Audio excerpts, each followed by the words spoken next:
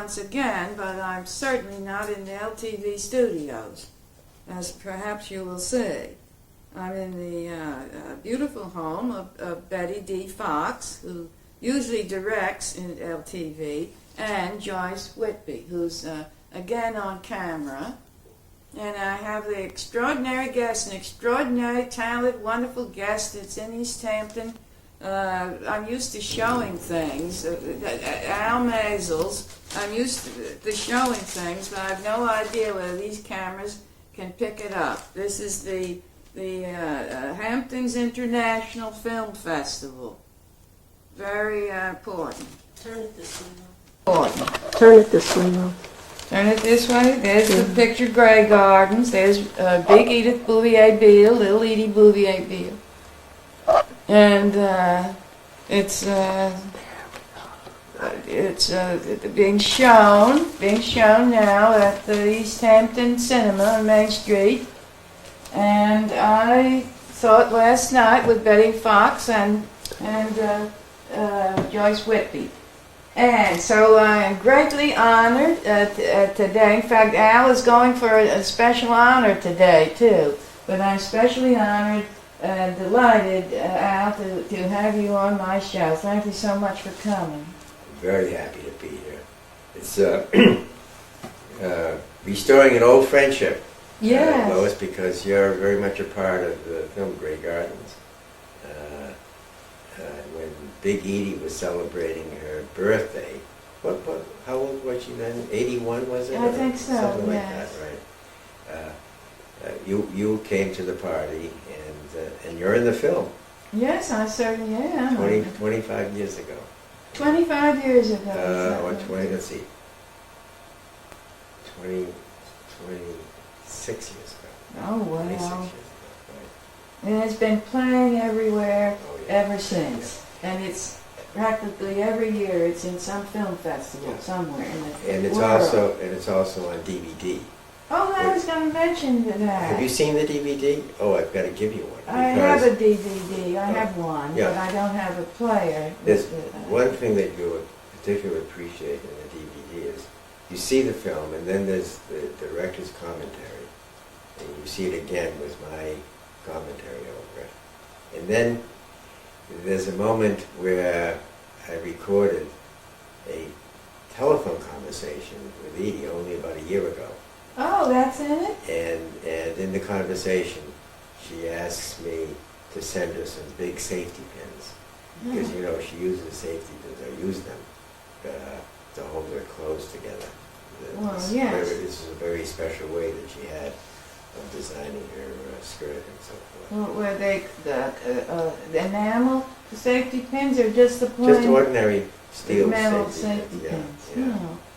Oh. Well, she needs things like that because you know she didn't buy any clothes. That's right. She made her own. Onassis sent her a beautiful leather coat and various, but not regular clothes they could wear.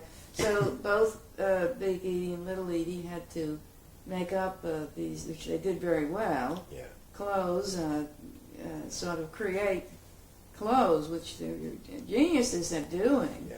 Because they were just taking scraps from here, wearing a bathing suit, and then taking scraps from here and scraps from there, and making capes and making all skirts. And Well, they were just so talented at their fashion concepts and the way they designed their clothing that several top-rate clothing designers have credited them for some of their ideas that they have. In fact, in the DVD, there are a couple of these designers who, Todd Oldham, for example, being one of them. Oh. He's in the DVD talking about how he got so many good ideas from Edie. Oh yes, I got glimpses of that on the DVD. Yeah. Yeah. Isn't that Well, nice? yes, I should say so. That was an old film sort of you used. It looked like one of the original ones that was used last night at the theater. Oh, yeah. That looked like the original one. Yeah, well, that particular print is somewhat faded, Yes. as happens with film. But the DVD is from the original negative, so the color is perfect. Well, it's been shown so much, and that's. I have a copy of the video of it, Oh, yeah. and it's very sharp. It's it's not. Oh, yeah. But that faded appearance, I think, was a good plan. I Maybe, like that. Maybe, yeah. Yes. Well, it was interesting, your explanation. You know, once you see Grey Gardens, everybody talks and analyzes Little Edie and Big Edie for the rest of their life. I mean, the rest of the viewer's life, once in a while, you never stop pondering it. People never stop wondering about it, and they never stop admiring the film. And one thing that kind of always intrigues me is that they're not your usual kind of people. It's not a usual kind of relationship. And yet, everybody can identify with it. I met a woman who has seen the film 120 times, and it has to be something to do with her own relationship with her mother. I met her because she had run out of the store where she normally would buy the tape, had run out of them, and she had already bought, over the years, 80 tapes Oh my for friends heavens, and yes. strangers. And so she came to me, she needed 3 more. Well, some people, if they can't, she probably has an identity with it. Yeah. But also, some people, if it intrigues them, if they can't grasp it, if they can't quite find the answer that they're looking for regarding Big and Little Edie, Yeah, then they have to keep seeing it over and over again. that's a very good point. And even then, having seen it so many times, there's a certain mystery that remains. How did they get to where they were? Here they come from famous American aristocracy, the Bouviers, Yeah. right?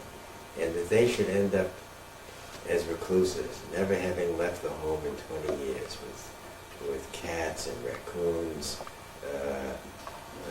ordinary people. In this case, a rather odd couple who, I would say, they're just like anybody else, but more so. Well, they're not. It's ordinary people can be have extraordinary. different They can be eccentricities, different Yeah. different. You don't know until you really talk to them. They're not famous because someone in the family was killed, or they killed somebody. There's no violence in the film, and no gratuitous I look sex. on it as it's a mystery without stress. There's no stress.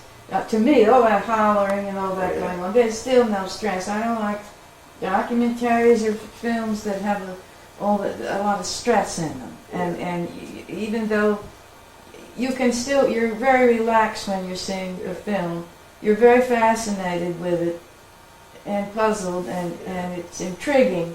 But there's no stress, though, even though some people would think the Beatles were having stress. They weren't having stress. It looks like it. Yeah, I'd say that rather than stress, I'd say engagement. That you're engaged with these. Mysterious women. engagement. Yeah. I like the mystery in their word. Yes. That has to, because it is a mystery. Actually, that's what intrigued us to make the film. We arrived at Grey Gardens one day with Lee Radziwill, Yes. who introduced us to them, and right away, I thought, wow, what a mystery! This haunted house, and it's still, even now, remains haunted by. Oh, I would think so. Those 2 women's Yeah. activities and the memories that we have of them. In a way, they're still there, and the fact that there's a film of them, it kind of immortalizes them. Oh, I so think. you've immortalized them, you and David Maysles, your brother. Yeah. Yes. It's and then there's ghosts of other people there, like Tom Logan that died. Yeah. Did you know him? Oh yes. Tell me more about him, because all I know Well, I is what used they to spoke go of. out to the little nightclubs with Big Edie and Tom Logan, who'd want to play the guitar. He didn't have any teeth. It's too bad. So it was hard for him to sing. But he wanted to sing and play the guitar, and he died at Grey Gardens. That's what brought that up. And Big Edie called my mother, and before she called the doctor or anybody, and said, Tom is dead in the kitchen, and asked Lois to come right over. I don't know what I was supposed to do. Well, anyway, I drove over, and there he was, lying there dead in the kitchen. And Big Edie said if I'd only had some whiskey, I could have saved him. I only had some whiskey. What did he seem to do? And then the doctor, a woman doctor, came in a coroner. They just looked at him and took him away. And he's buried in the Cedar Lawn Cemetery. Was it a heart attack? Or what? They just didn't. They didn't know. Tom Logan was known for his drinking. He once went to a house next door and got a pistol and came back with his pistol loaded he'd stolen from the house next door. What was he going to do with the pistol? Well, Big Edie didn't know. So Big Edie was outside. Yeah. And she took the pistol away from him and shot it up in the air till all the bullets were gone. Ah. So that was, that was quick thinking. That they put him in jail. Then Big Edie and I had to go and visit him in jail all the time. How long did he serve? He was in there about 6 months or so. Not for shooting the pistol off. Big Edie, I think, got him out of that. Yeah. For stealing the pistol. Oh, my goodness. So all these things kind of went on. Yeah. Now, who else? He was there a great deal. Whatever happened to the boy? Oh, I think he died.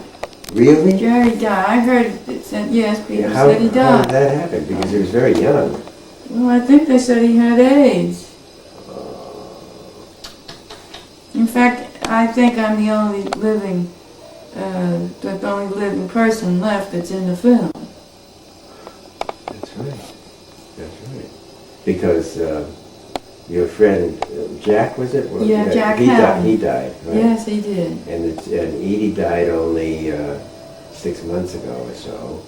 And then Big Edie died a year or two A after long the time film. ago, Yeah. we drove. Over 20 years ago. We yeah. drove to the hospital, to Dar Francisco, Yeah. and Edie stayed home when she first went to the hospital, the first trip, and she was covered with a full Onassis blanket with a dark blue anchor on it that he had sent. In fact, Onassis and Jackie called up there at Grey Gardens and was on the phone, and Big Edie said, give me the phone, because Onassis was on. Yeah. And she sang to him. She sang a song to him. And then when she finished, she said, I know you like singers. Of course, I don't think Jackie liked that remark much.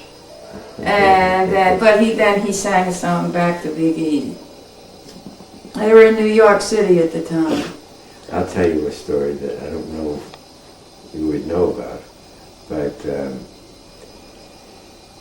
I'm not sure that we had just finished making the film, but my family got a call from Jackie's mother. This is Auchincloss.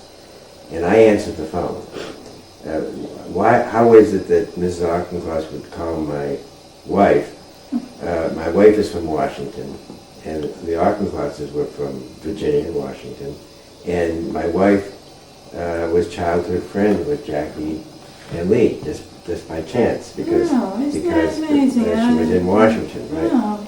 And so Mrs. Auchincloss had heard that we were making this film about the Big Edies, and she said, she told me the story about how many years back she and Big Edie were at a ball, a very formal ball. Where? New York Probably, City? maybe in New York, I suppose, right? And suddenly Mrs. Beale went up to Mrs. Auchincloss and nose to nose, in full volume, saying, I love you truly, right? So that, everything stopped. People stopped dancing, and there wasn't a sound to be heard except Edie's voice.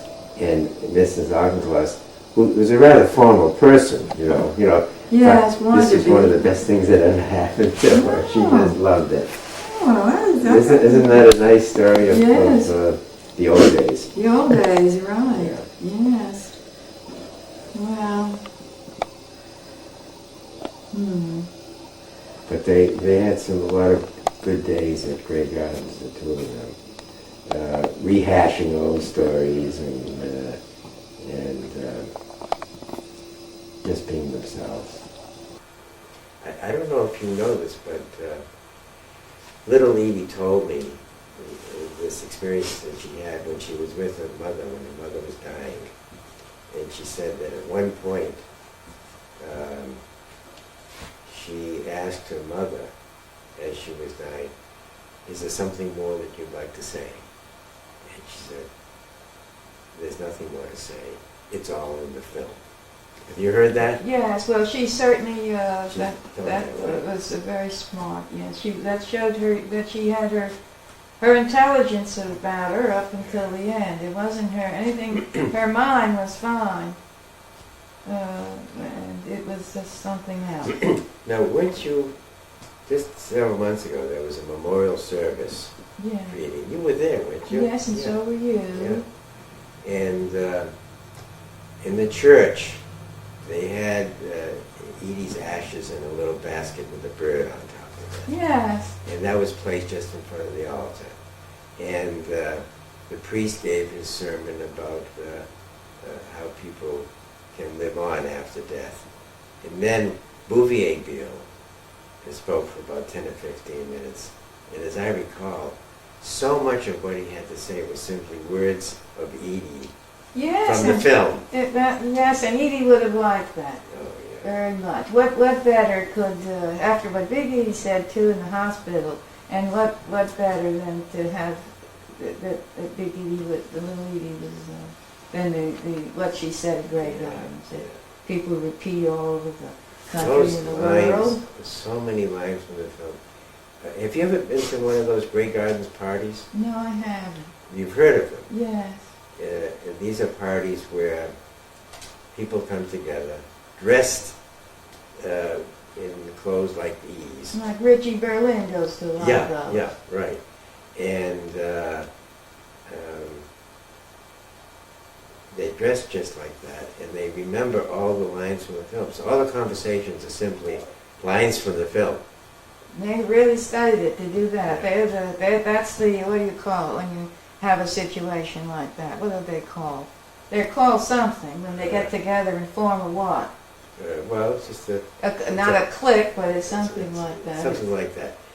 And I always heard of these parties too late to go to one, but I would like to go to one with my little video camera. Oh, that'd be an unusual, very unusual. You're going to tell them you're there or not tell them you're there? Oh, yeah. I'm there with the camera. It's okay. They might. They would like You that. think it'd be harder for them to remember their lines or their lines from the show? Oh. If you're there, you might make them nervous or something. No. I have no problem. I'm sure.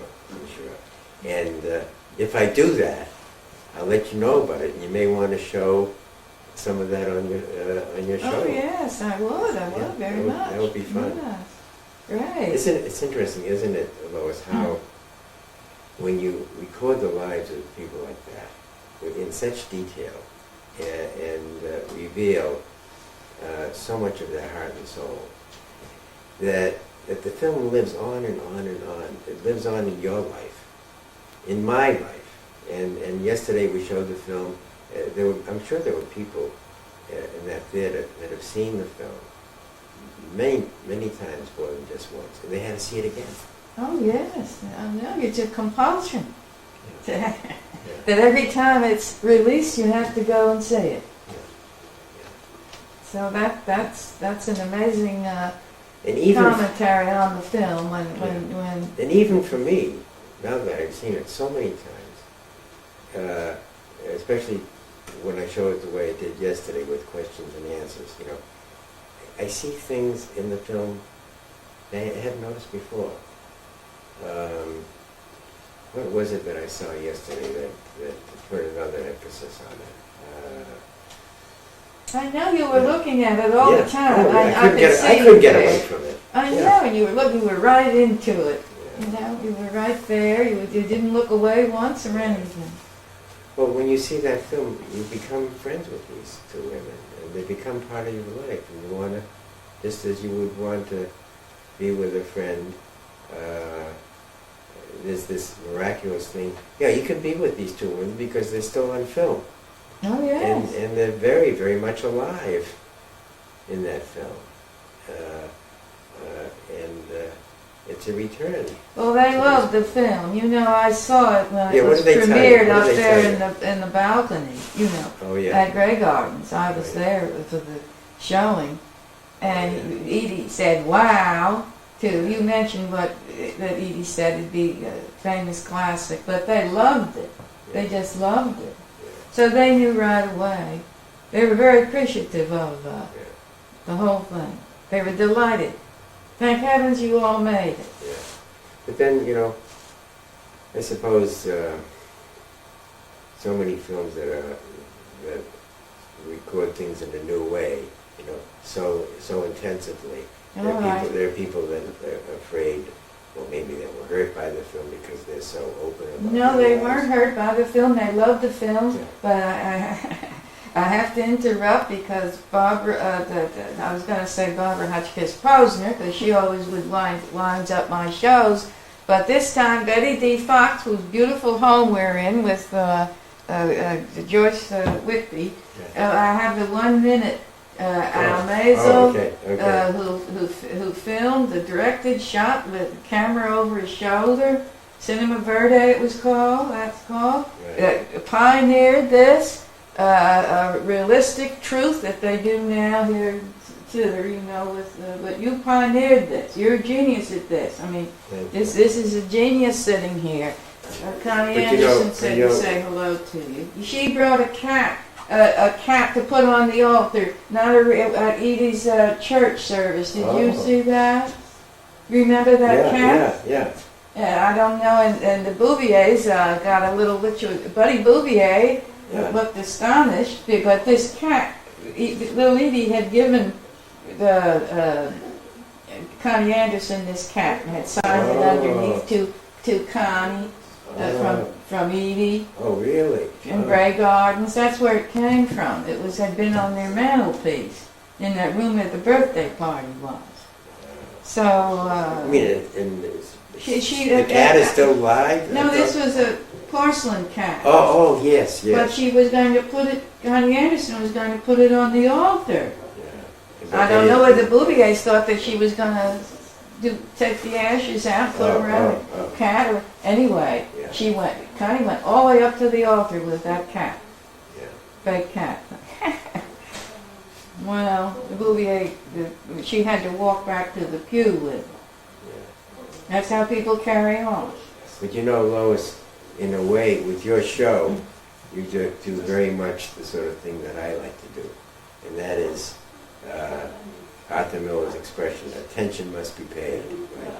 And we're paying attention to people and their stories, people who otherwise wouldn't be known.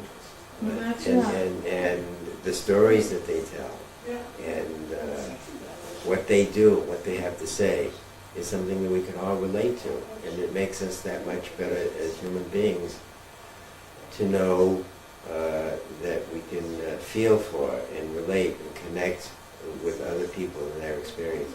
It's part of being That's better true. people. Outside of occasionally very famous people like you, on the whole, I have people that are what I call only an inch from glory.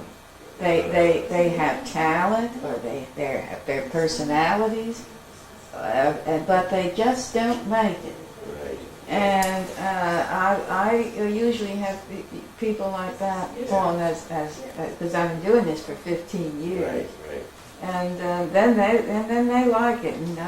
They like seeing the show afterwards, like the Beals like seeing Grey Gardens. They like the identity there. Well, you see, if we hadn't made Grey Gardens, very few people would they may have heard of them, but they really wouldn't They'd have have made been a forgotten. connection with them. They'd have been forgotten. Yeah. The same way, though, unfortunately, Edie was forgotten more or less in Florida. Yes. You know, died alone. Yeah. Very sad. She never should have left East Hampton. She could have sold Grey Gardens, but then bought a little house here. She did Edie made a big mistake. Jacqueline told her not to sell the house, asked her not to sell the house. Really? I didn't know that. Yes, and of course, if Jacqueline said to sell it, not to sell it, then Edie would sell it because she always tried to, you know, she was like her mother. She would go against what Jackie said all the time too. Jackie, it's suggested no. Don't sell it. Yeah. So she sold. Yeah. Cool. And of course, another thing is, you know, if she had kept it, you know, the value would have gone up, so that were she to sell it much later, it would have been much more valuable. But you know, Edie also spent 2 years in Montreal, Yes, and I visited her up there. Yeah, oh, you Did did. you know that? Yeah. No, I used to get letters from up there, but I didn't know you. I was up there to show a film, and so I invited Edie to the showing. Oh. And so she arrived in her usual attire, Yeah. right? Oh, yeah. And she said, you know, I just spent 6 hours getting dressed for this. And as you would expect, she would do that, you know. So Yes, I bet she looked great. she would. Yes. And the film was about the artist Christo. Oh, And yes. so he was there with his Oh. wife. And so we had front row seats. I sat next to Edie, and Edie sat next to Christo. Oh, she must have enjoyed that. She Did you do that film about Christo? Because I saw that film. which, well, I've made several, so... Well, I mean a Christo. I only Yeah. saw one Christo Do you film. remember what He it's had about? that long curtain. It was in orange. He had that long curtain he put up. Oh, yeah. over Across miles. California? Yes. Yeah, it was white, actually. Was it white? yeah. Oh, yeah, I saw that at Guildhall. That's right. That's my movie. Oh, Yes. that was a great movie, yes. So Edie sat between you two. Well, that was an enjoyable... You know why she said she went to Montreal? She said, oh, I want to practice my French. Yeah, I she- don't know how much French she practiced when she got up there. I think she discovered that her French was not that good. She said in the film she was upset. She still seemed to bother her after all that Yeah. training that she couldn't speak talk it, at yeah. all, only write and read. Well, I don't know. Two wonderful, unforgettable people. And not to be forgotten because the film is there. Yes, Anybody could see it now on on DVD. DVD, and yes, it'll live forever. Had to be. I wandered around and finally found somebody who would make me be true, would make me be blue, and even be glad just to be sad thinking of you. Some others I've seen might never be seen, might never be called, try to be more, but they wouldn't do. For nobody else gave me a thrill. With all your faults, I love you still. It had to be you, wonderful you.